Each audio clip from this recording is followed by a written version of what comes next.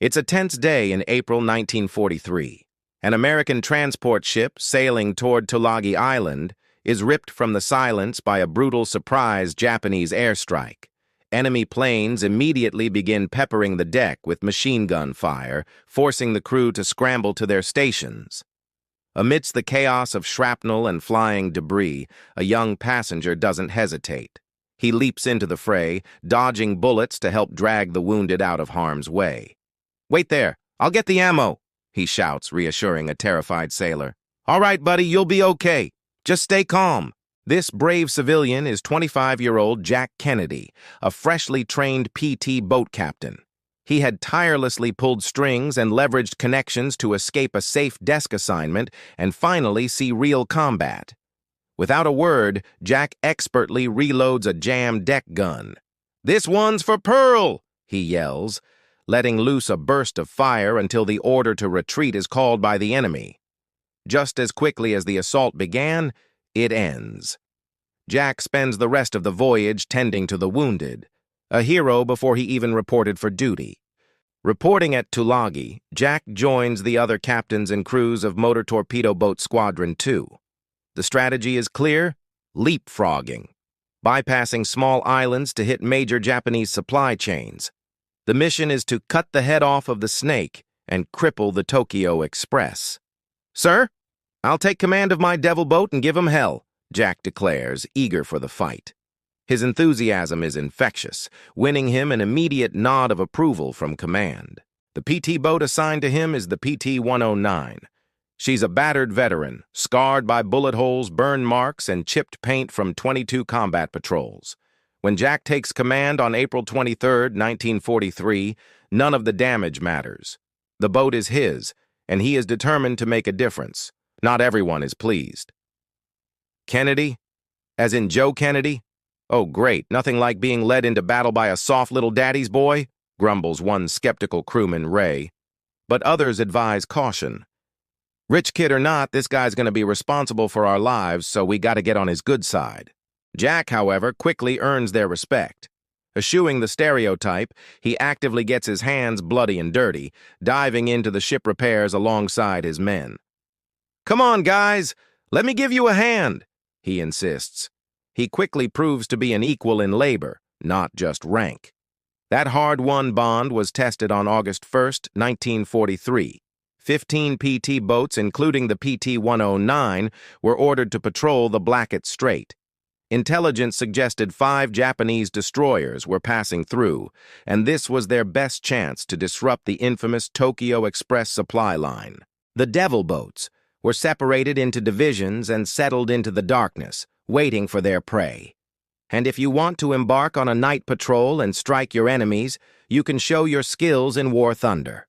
War Thunder is the most comprehensive vehicle combat game ever made, with more than 2,500 tanks, planes, helicopters, and ships from 10 major nations, including JFK's legendary boat, PT-109. Every vehicle is highly detailed and accurately modeled. Immerse yourself in the intense combat of War Thunder, where incredibly accurate vehicles, realistic graphics, and authentic sound effects place you right at the helm of powerful war machines.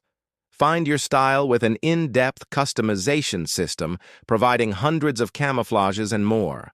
We love the impressive damage X-ray view that shows you exactly what happens when a vehicle is destroyed. Get into the battle now for free on PC, PlayStation, and Xbox by clicking the link in the description. New players and those who haven't played in at least 6 months receive a large bonus pack on all platforms, including multiple premium vehicles, a premium account, and an exclusive 3D decorator for your vehicle. Play War Thunder today. Jack and his crew patrolled the dark waters, running on a single engine to remain slow and difficult to detect. The element of surprise was everything. Hours passed until, just before 2:30 a.m. on August 2nd, a lookout spotted a ship. "Ship at 2 o'clock."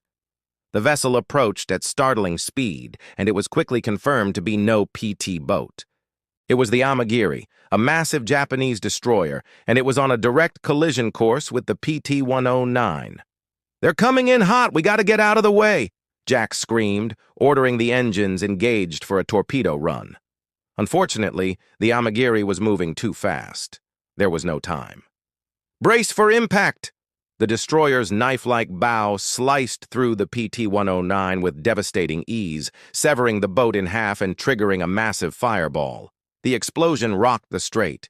Two nearby PT boats, the 169 and 162, circled back and fired torpedoes in retaliation. But every projectile missed the Amagiri, which sped away, assuming the entire crew of the PT-109 had been lost in the blast. But they were wrong. Two crew members, Andrew Jackson Kirksey and Harold William Marney, perished instantly. Engineer Patrick Pappy McMahon suffered serious crippling burns. The remaining 11 men were alive, struggling amidst the wreckage as leaking fuel ignited the surface of the water around them, turning the sea into a fiery death trap. Jack, mostly unscathed, swam tirelessly through the blazing wreckage, dragging the severely burned McMahon to a piece of floating hull. "That's everyone, Skipper," reported one of the survivors. "All things considered, things could be worse. Not by much, but still worse," Jack quipped, maintaining his composure. When sharks appeared in the water, Jack made a decisive call. "We'll make our way to land and see if I can flag down another division. We're not dead yet, damn it." Jack, a strong swimmer from his Harvard days, clamped a life jacket strap clenched in his teeth and towed the struggling McMahon over 3.5 miles to the closest land. Plum Pudding Island. After 4 exhausting hours, the entire crew, including the 2 non-swimmers who were hauled on the remaining hull, made it to the tiny island. Plum Pudding Island was no paradise. Baking in the sun and surviving only on coconuts, the men grew desperate. Temperament frayed. With the Japanese frequently patrolling nearby waters and rescue nowhere in sight, the outlook was bleak. Then came unexpected visitors, local Solomon Islanders. Jack, desperate to get back to civilization, took a coconut, carved a message into its husk detailing their plight, and handed it to the locals, praying it would lead to rescue. Several torturous days later, Kennedy and his surviving crew were transported back to base. Jack immediately took command of a new boat, the PT-59, which he quickly transformed into an all-out assault vehicle. His loyal crew, veterans of the 109 disaster, volunteered to join him. "After what we've been through, I didn't think you would want to join me," Jack admitted. "I'll only come if there are coconuts," joked Chuck, but everyone buckled up for the ride. Though Jack never avenged his fallen men, his next mission provided a different kind of heroism. "Kennedy, we have a situation. We have 87 Marines trapped on Choiseul," his commander urgently reported. Their operation had gone sideways, and they needed immediate rescue. "We're on it, sir." Despite being dangerously low on fuel, barely half a tank, Jack refused to abandon the stranded Marines. "We've got half a tank of fuel, but if we don't help out, these boys are going to go through that too. Maybe worse. I'm not about to let that happen." The crew set out under the cover of darkness. After hours of heavy rain and choppy seas, the rescue team reached the target. Japanese are on the beach. They're firing on the Marines in the water. Jack ordered the PT-59 between the shore and the landing craft to shield the stranded men. As bullets flew and ricocheted off the armored hull, the Marines were loaded into the rescue boats. As the crew cheered, PT-59's engines sputtered to life. But before they could escape, the engines lost power and came to a complete stop. "They stopped! Fire! Fire!" the Japanese yelled, intensifying their assault. In the midst of the roaring gunfire, a low drone found its way to Jack's ears. "It's PT-236! They came to help us!" "Ha! Hot damn! We've got ourselves a tow, boys!" Jack laughed, having been rescued by a rescue team. Between the disaster of the PT-109 and the heroic rescue of the Marines, Jack Kennedy had become a seasoned leader in just 3 months. Unfortunately, the elements and endless stress took their toll. Plagued by malaria, colitis, and a bad back injury, Jack was reluctantly relieved of duty on December 23, 1943.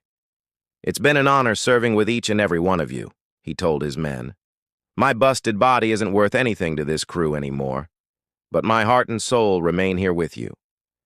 If there is ever anything I can do for any of you, ask me." Jack Kennedy returned to the U.S. and in 1961 became the 35th President of the United States, forever defined by the courage and loyalty he forged in the Solomon Islands. If you were inspired by Jack Kennedy's determination and leadership, please hit the like button below. Subscribe for more deep dives into history, and let us know in the comments. What do you think was Jack Kennedy's most impressive leadership moment during the PT-109 disaster?